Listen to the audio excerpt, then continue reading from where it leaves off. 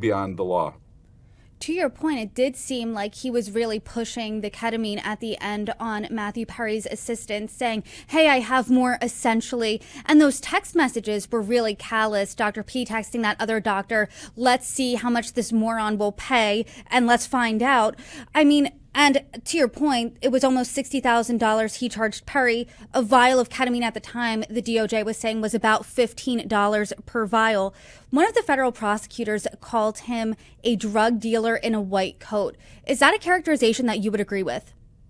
Yeah, I think that this case shows how easy it was for a doctor who lost sight of his obligation to the patient, of his primary responsibility, who very clearly was just driven by the money, went from the protected zone of being able to assess and prescribe for a patient to really just a profiteer who was making money on someone else's addiction and illness. And so I do think it really is an object lesson for doctors about how careful they need to be with their patients.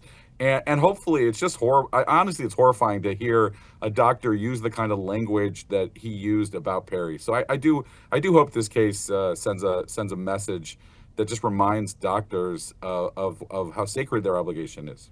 Dr. P lost his medical license. He is now serving time in federal prison. He also has to pay that fine. But Matthew Perry is not the first celebrity to have a doctor who profited by enabling from their addiction. We've seen this with Elvis. We've seen this with Michael Jackson.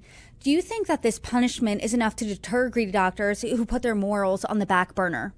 I think it's complicated. I do think this case is going to have long-lasting ramifications. I've been involved in a number of these cases, candidly, frankly, from the doctors, and I actually have spoken to doctors who prescribed and treated Perry earlier and cut him off. And I do think that for many doctors, particularly being in Southern California, but you see the celebrities. We see this also, by the way, with professional athletes. It's very tempting. There's this sort of seduction that happens where you start thinking the rules don't apply, and you're in a culture. We live in a culture, a celebrity culture, where often people think that celebrities are entitled to different treatment, and that can be confusing for doctors. And as you're saying, it ties into this opportunity not only to be close to the rich and famous, but also to make a lot of money in doing so. And I do think the profit motive.